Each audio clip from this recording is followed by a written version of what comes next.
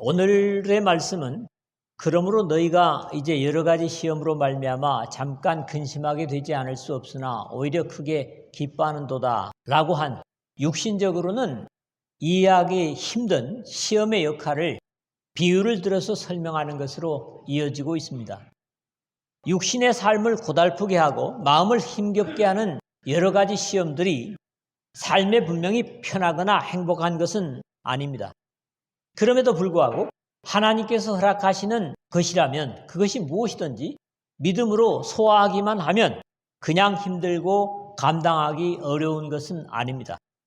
우리 육신의 삶에 고생이 되어도 유익이 크다면 믿음의 사람들뿐만 아니라 주님을 모르는 사람들도 감당해 보고자 하는 것이 사실이죠. 그럼에도 베드로는 믿음으로 인한 시험은 길지 않으며 최종적으로는 그것 때문에 크게 기뻐하게 될 것이라는 확신을 증거한 바 있습니다. 여기에 덧붙여 베드로 사도는 예수 그리스도의 부활을 불신하는 도마에게 자신의 다시 사심을 다시 보이시면서 예수께서 이르시되 너는 나를 본고로 믿느냐 보지 못하고 믿는 자들은 복되도다 하시니라. 요한복음 20장 29절에 말씀을 환기시키는 것 같습니다.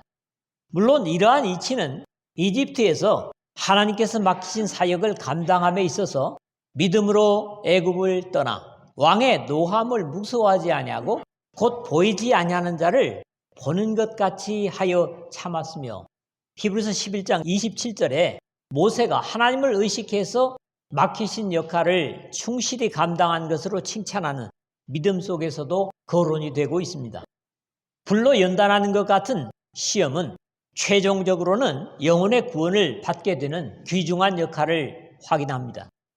시험이든 연단이든 예수 그리스도의 복음을 통해서 받게 된 이 구원을 하나님께서는 이미 구약의 선자들 통하여 연구하고 살피게 하여 기독에서 고난을 받으실 것에서부터 그를 믿고 순종하여 구원받을 사실을 대상과 시기를 미리 증언하였다고 하면서도 그것이 자신들을 위한 것이 아니라 바로 구원받을 사람들을 위해서였다고 증거합니다.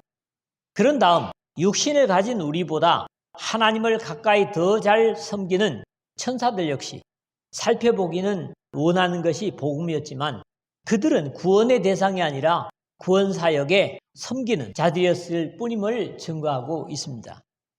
믿음 때문에 당하게 되는 불같은 시험, 그것을 왜 하나님은 그의 백성들에게 허락하셨는가를 바로 알기만 한다면 오히려 감사하게 되고 믿음을 키울 수 있을 것이라는 귀중한 이해를 주고 있는 교훈을 우리가 나누면서 믿음으로 인한 어떤 어려움이든지 믿음으로 소화해서 우리 각자의 믿음을 키우고 하나님께도 영광을 돌릴 수 있는 요즘 점점 시세가 올라가는 황금 같은, 황금은 사실 믿음보다 못하니까 비유할 바가 아닙니다만 그런 신앙의 자세가 되시기를 주님의 이름으로 축복합니다.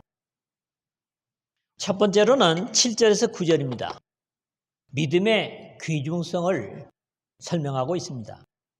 어쩌면 이 말씀이 더욱 고수력을 갖는 이 시대에 이 말씀을 나누게 되는 것도 하나님의 은혜인 것으로 믿습니다. 금에 대한 이슈가 어느 때보다 많고 이제까지 동네 어귀에 새 점포가 들어서면은 휴대폰 대리점이나 커피 대리점이었다면 요즘은 새로 생기는 점포는 대부분 금거래소라는 간판을 볼 수 있습니다. 금에 대한 가치는 대부분이 충분히 알고 있고 금의 귀중성은 제가 더 호소력 있게 논할 수도 없을 것 같습니다. 다만 찾아보지 않으면 쉽게 알 수 없는 금을 채굴하는 데 대한 그런 이야기들을 간단하게 하는 것으로 금의 가치를 확인하고자 합니다. 이것은 물론 사금이나 밖에서 채취하는 것이 아니라 금광이라고 하는 땅을 뚫고 들어가서 채취하는 거기에 대한 데이터를 가진 겁니다. 금이 돌을 1톤, 그러니까 1000kg입니다. 1000kg의 돌을 갈고 녹여서 거기서 3g에서 5g의 금만 얻을 수 있다면 채산성이 있다고 합니다. 상상을 해보십시오. 1톤의 돌을 깨고 녹여서 3g, 여러분 3g이 요만합니다. 그게 개발 가능성이 있고 5g에서 10g을 1톤에서 얻는다면 상당히 좋은 광산이라고 그럽니다. 그리고 10g 이상을 1톤에서 얻을 수 있다면 매우 좋은 광산이라고 그러죠. 그러나 이 금을 얻는 데는 함량 외에 경제성을 좌우하는 요소가 또 있는데 금 비율만으로는 결정되지 않습니다. 매장량, 얼마나 매장되어 있는가, 또 금 회수율이라고 하는데 이걸 재련할 때 몇 프로나 금을 채취할 수 있는가, 또 함께 채취되는 동반 광물, 은은 반드시 금과 함께 나오죠. 그리고 구리 등, 그리고 기반 인프라 시설, 인건비나 환경 규제, 이런 것들이 이제 이 채취에 다 적용이 되지만 결국 돌 1000kg을 부셔서 가루를 만들고 녹여서 3g의 금을 얻을 수 있다면 그 광산은 부가가치가 있다는 이야기가 되는 겁니다. 영적인 이야기도 아닌데 이런 이야기를 하는 것은 그만큼 금을 얻는 것이 쉽지 않다는 것을 알기 위해서입니다. 그럼에도 오늘 베드로 사도는 우리에게 이렇게 귀한 금보다 더 귀한 믿음을 우리가 가지고 있다는 사실을 확인시키고 있는 겁니다. 그러므로 비록 금은 가지고 있지 못하다고 해도 금과 비교될 수 없는 믿음을 우리가 가지고 산다는 자긍심을 가질 필요가 있습니다. 너희 믿음의 확실함은 불로 연단하여도 없어질 금보다 더 귀하여 예수 그리스도께서 나타나실 때에 칭찬과 영광과 존귀를 얻게 하려 할 것이니라. 7절에 했는데 야고보는 믿음으로 오는 어려움을 이는 너희 믿음의 시련이 인내를 만들어내는 줄 너희가 알미라. 야고보서 1장 3절에 베드로와는 좀 다른 가치를 증거하고 있습니다. 먼저는 너희 믿음의 확실함은 이하고 시작하지만 이러한 번역은 직접적인 번역은 아닌 것 같습니다. 여기 사용된 확실함, 도키미온이라는 말은 시험 또는 시련, 진짜의 순수한 이런 의미인데 오히려 과거에 우리가 쓰던 개역 한글판이 너희 믿음의 시련이라는 표현이 더 확실한 이해를 준다고 여겨집니다. 6절에 쓰여진 시험, 앞에서 우리가 봤던 페이라스모스는 그런 낱말과는 다르지만 성격은 크게 다르지 않은 표현입니다. 그러므로 여기 쓰여진 확실함이란 이미 검증된 진짜 믿음으로 이해하는 것이 옳을 것입니다. 불로 연단하여도 없어질 금보다 더 귀하여 했는데 앞에서 금을 채구라는 데이터를 봤지만 돌을 녹여 금을 골라내는 과정보다 믿음으로 인해서 오는 고난을 견뎌내는 것을 비유하고 있습니다. 물론 금은 영광로에 녹여지고 가려지지만 믿음으로 오는 시련은 그 종류가 정해져 있지 않습니다. 이집트를 빠져나온 백성들 앞에 홍해라는 물이 버티고 있었습니다. 다니엘의 친구들 하나냐, 미사엘, 또 아사랴 세 사람에게는 평소보다 7배나 뜨겁게 달군 용광로가 기다리고 있었습니다. 귀중한 광물인 금이 연단을 받아 순도 높은 금이 되듯이 우리 믿음 또한 이렇게 시련과 환난을 거치면서 순화되고 정련되어서 비로소 하나님께서 기뻐하시는 황금 같은 믿음이 될 수 있다는 겁니다. 예수 그리스도께서 나타나실 때에 칭찬과 영광과 존귀를 얻게 할 것이니라. 하반절인데 황금은 이 세상에 그 가치를 나타내지만 우리가 예수 그리스도의 십자가의 구속으로 주어진 믿음은 이 세상에서는 그 가치가 별로 보이질 않습니다. 그럼에도 반드시 그 귀중한 가치를 나타내게 될 것인데 바로 우리를 위해 십자가에 죽으시고 부활하셔서 하나님 우편으로 승천하신 주님께서 이 세상에 다시 오시는 날 그 가치의 빛을 발하게 될 것이라는 거죠. 여기에 대한 가치도 땅에서의 황금은 단지 돈으로 바꿔질 수 있는 것에 반해서 칭찬과 영광과 존귀를 얻게 할 것이라고 말하고 있습니다. 이 세 가지에도 의미들이 있습니다. 먼저 칭찬은 마지막까지 수많은 시련 속에서 믿음을 지키고 단련해온 것에 대한 칭찬입니다. 우리는 사람의 칭찬에도 감격하고 눈물을 흘리기도 하죠. 연말에 무슨 연예인들이 시상을 받으면서 어때요? 울잖아요. 그런 것들이 다 그런 감격이거든요. 그런데 이것은 사람이 아닌 하나님 우리 아버지의 칭찬이라고 할 때 얼마나 영광이 될까?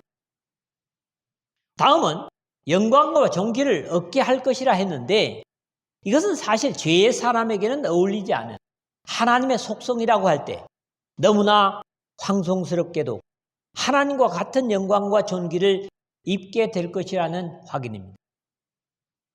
땅에서 믿음 생활하는 것 때문에 때로는 손해보는 것 같고 무시당하는 경우들도 있겠지만은 우리가 가진 믿음의 가치와 효력은 이 세상에서는 별로 나타나지 않습니다.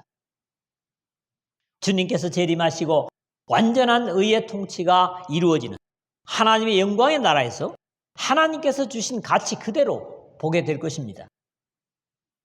덧붙일 것은 베드로가 우리에게 가르치고자 하는 믿음의 가치는 금과 같이 귀한 가치가 있다는 것이기도 하지만은 참된 믿음은 역시 금과 같이 변하지 않는 것이라는 가르침도 역시 귀중한 교훈이라고 여겨집니다.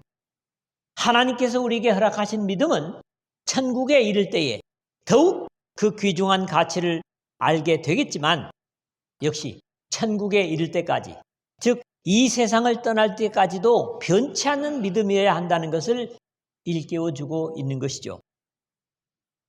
예수를 너희가 보지 못하였으나 사랑하는도다. 이제도 보지 못하나 믿고 말할 수 없는 영광스러운 즐거움으로 기뻐하니 8절인데요. 이런 이유에서 주님 당시에 제자들보다도 또 유대인들보다도 선택받았다는 유대인들보다도 우리를 복되다고 할 수 있습니다.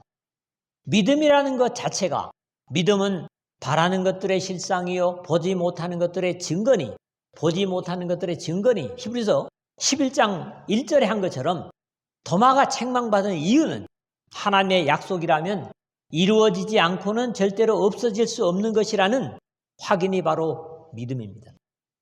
사람의 약속도 그 약속의 대상이 진실한 사람이라면 의심할 필요가 없을 것이지만 하나님 아버지는 역사 속에서 한 번도 자신의 약속을 어긴 적이 없으신 과거의 약속이나 지금까지의 약속이 우리로 하여금 믿음을 가지게 합니다. 예수를 너희가 보지 못하였으나 사랑하는도다. 우리가 가진 확신은 하나님은 모든 하나님의 피조된 사람들이 하나님의 계시를 받기를 바라시고 그 계시된 말씀을 통하여 구원의 대열에 참여하기를 바라신다는 것을 기록된 성경 말씀을 통해서 확인할 수 있습니다.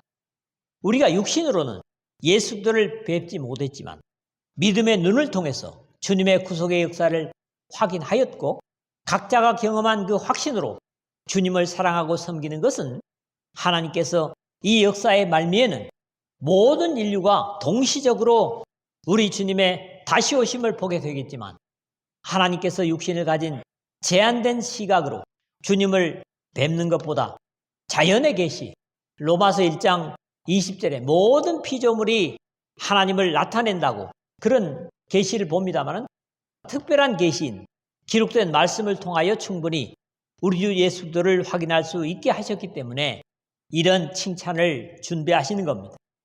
이제도 보지 못하나 믿고 그랬는데 우리 이전의 믿음의 선진들이 예수를 너희가 보지 못하였지만 사랑했던 것처럼 이 글을 읽고 있는 지금도 믿음은 같은 효력을 가지는 것을 말하고 있고 그 결과는 같은 믿음을 가진 모두에게 말할 수 없는 영광스러운 즐거움으로 기뻐하니 하는 8절 하반절에 여기에 표현을 글로 다 표현할 수 없는 최상의 기쁨이라고 미래의 하늘에서 경험할 영광스러움이라고 지적하고 있습니다.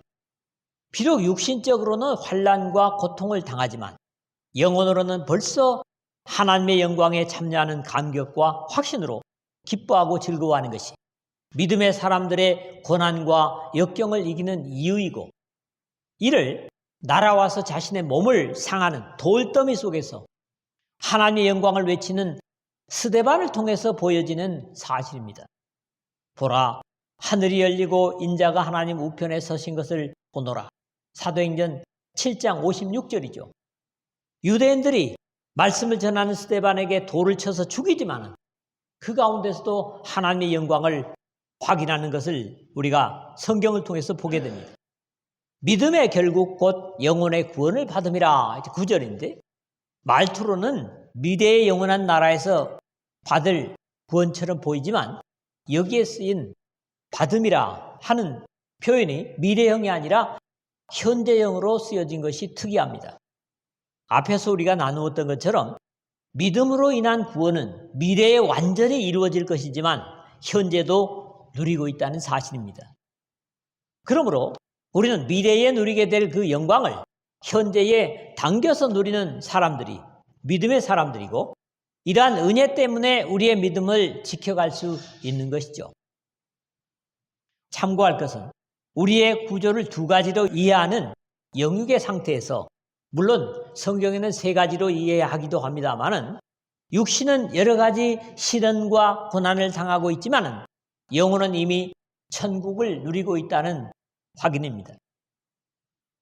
이 첫 번째 제목을 거의 3분의 2의 양으로 다루고 있는 것은 조금은 이기적일 수 있지만, 이것이 오늘 우리가 제목으로 택한 말씀이면서 우리에게 직접적인 이야기들인 반면에 뒤에 이어지는 내용들은 우리 자신들의 이야기보다는 이 구원의 역사 속에 참여하고 역할하고 섬긴 선지자들이나 천사들에 관한 내용이기 때문에 간략하게 내용을 이해하는 것으로 만족하려 하기 때문입니다. 두 번째로는 10절에서 11절입니다. 그리스도의 고난은 이미 선지자들의 연구 과제였다는 겁니다. 그리스도의 복음의 사역이 말이죠. 앞에서는 박해로 인한 어려움이 오히려 구원을 이루는 놀라운 금과 같은 역할을 하는 것임을 증거해온 베드로 사도는 그럼에도 같은 믿음을 가진 만민이 기뻐하고 감격할 수 있는 하나님의 구원의 계시는 어느 시점에 갑자기 조합된 것이 아니라 이미 오래전부터 선자들을 통해서 예언되고 계시된 준비된 것임을 확인하는 내용이 두 번째입니다. 여기에는 그리스도께서 오셔서 인류를 위해 고난 받으실 것과 진행되는 때에 관해서까지 상고했다는 것을 증언하고 있는데, 예수 그리스도께서 이 땅에 육신을 입고 오셨을 때 유대인들이 그리스도를 배척하고 거절했던 이유는 이러한 선자들의 예언을 전체적으로 제대로 이해하지 못하고 육신적인 입장에서만 로마의 압제로부터 자신들을 건져줄 것만을 바라고 기대하는 것 때문이었습니다. 사실 믿음을 가지고 있다는 많은 사람들이 이렇게 고난보다는 언제나 영광을 바라고 기대하는 데서 넘어지고 쓰러지는 것이 사실이죠. 이 구원에 대하여는 너에게 임할 은혜를 예언하던 선자들이 연구하고 부지런히 살펴서 10절에 했는데, 앞절에 이어서 구원의 내력을 기록을 하고 있습니다. 여기에 중심도 역시 임할 은혜로 이 메시지를 받고 있는 오늘 우리를 포함한 당시의 성도들과 또 재림의 때까지 이 서신을 읽고 읽을 하나님의 은혜를 입은 성도들입니다. 이 역사 속에 가져오실 은혜를 연구하고 부지런히 살폈던 선자들의 역할을 증거하고 있는데, 여기에 보면 연구하다, 또 살피다, 그것도 뭡니까? 부지런히 살피다 라는 두 낱말이 사용되고 있습니다. 이 두 단어 모두가 가려지거나 감춰져 있는 것을 밖으로 끌어내는 그런 의미를 가지고 있습니다. 구약의 하나님의 백성들이나 선자들조차 이 역사에 이루어질 하나님의 구속의 역사의 방법과 때를 나름대로 열심히 찾고 찾았던 것을 증거하는 겁니다. 예수님께서도 이러한 사실에 대하여 내가 너희에게 말하노니 많은 선지자와 임금이 너희 보는 바를 보고자 하였을 때 보지 못하였으며 너희 듣는 바를 듣고자 하였을 때 듣지 못하였느니라. 누가복음 10장 24절에 말씀하신 바 있습니다. 이런 입장에서 보면 오늘 우리는 과거 구약의 임금들이나 선자들보다도 비교할 수 없을 정도의 복된 사람들임을 확인할 필요가 있습니다. 그렇게 구속의 역사를 사모하여 언제 어디서나 어떻게 이루어질 것인가를 찾고 찾았던 것을 우리는 너무나 분명히 누리고 있기 때문입니다.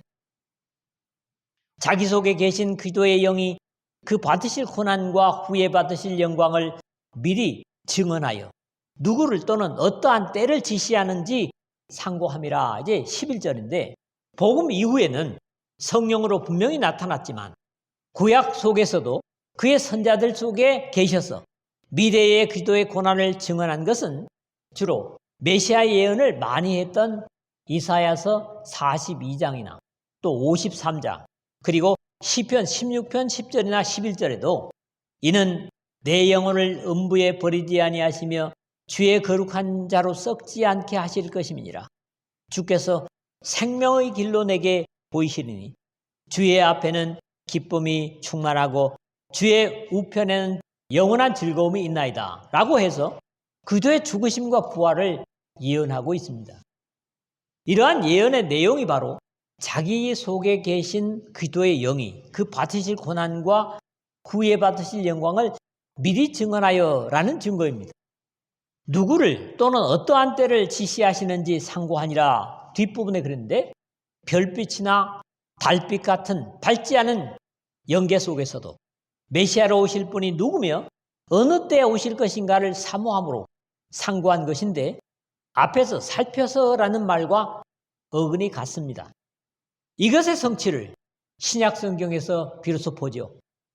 때가 찼고 마가복음 1장 15절, 때가 참에 갈라디아서 4장 4절, 개혁할 때까지 히브리서 9장 10절 라는 표현들 속에서 때에 대한 성취를 우리는 확인하게 됩니다.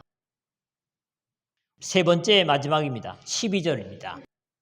예언한 것은 자신을 위한 것이 아니었다는 겁니다. 구약의 선자들은 물론 하늘의 천사들조차도 인류 구속의 하나님의 역사를 사모하고 기뻐했던 것을 증거하고 있는 것이 오늘 메시지의 마지막입니다. 자신들이 대상이 아니고 또 천사들도 아님에도 불구하고 이들은 이렇게 성실하게 구원의 역사에 동참했다는 거지요. 구약의 마당에서 메시아의 오심을 그렇게 뜻고 찾았던 이유는 자신들을 위한 것이 아니었음을 확실히 증거하고 있습니다. 그들의 연구하고 부지런히 살핀 이유조차도 바로 오늘 우리들을 위하였다고 확인해주고 있습니다. 그러므로 오늘 구원받은 믿음 속에 있는 성도들은 참으로 감사하고 또 감사해야 할 것입니다. 우리는 개인적으로 전혀 알지도 못하고 보지도 못했던 계시 속에 등장하는 그들조차도 우리를 위해 섬겼다는 사실을 확인하기 때문이죠. 이 섬긴 바가 자기를 위한 것이 아니요 너희를 위한 것임이 계시로 알게 되었으니 12절 상반절인데 사람들 대부분은 자기를 위하여 애쓰고 준비하려고 하는 것이 사실입니다. 그럼에도 구약의 선자들은 단지 하나님께서 세우셨다는 사명감 하나로 자기를 위해 섬기지 않았습니다. 어떤 경우 선자들은 자신의 불행한 운명이 달린 계시에도 불구하고 그 하나님의 명령을 순종하는 것들을 보면 참으로 오늘 편하게 신앙하는 우리와는 많이 다름을 이해해서 존경스럽기까지 합니다. 또 이런 사실조차도 그들이 나타내거나 생색을 내려고 해서 알려진 것이 아니라 인류 구원의 계시 속에 묻어서 나타나는 것을 우리가 알 수 있습니다. 그런 내용들을 오늘 내용에서도 보는 거지요. 이것은 하늘로부터 보내신 성령을 힘입어 복음을 전하는 자들로 이제 너희에게 알린 것이요 중간에 그런데 그리고 이러한 사실들은 물론 하늘로부터 보내심을 받은 성령의 계시로 오늘 우리에게까지 알게 된 것이라고 베드로 사도는 증거하고 있습니다. 하나님은 비록 자신을 위하여 찾고 찾은 것은 아니었지만 하나님의 구원의 계시를 증언했던 선자들의 공로를 영원히 묻어버리지 않으시고 이 광명한 구원의 태양이 나타난 복음시대에 그들의 역할을 드러내신 겁니다. 이런 이유에서 하나님을 위한 섬김의 공적은 절대로 헛되지 않음을 여기서도 확인하는 겁니다. 그럼에도 죄에 빠져 절망하는 인류 구원의 계시나 역사는 땅의 선자들이나 사람들만 알고자 했던 것이 아니라 천사들도 살펴보기를 원하는 것이니라 12절 하반절에 하는 사실 속에서 확인하게 됩니다.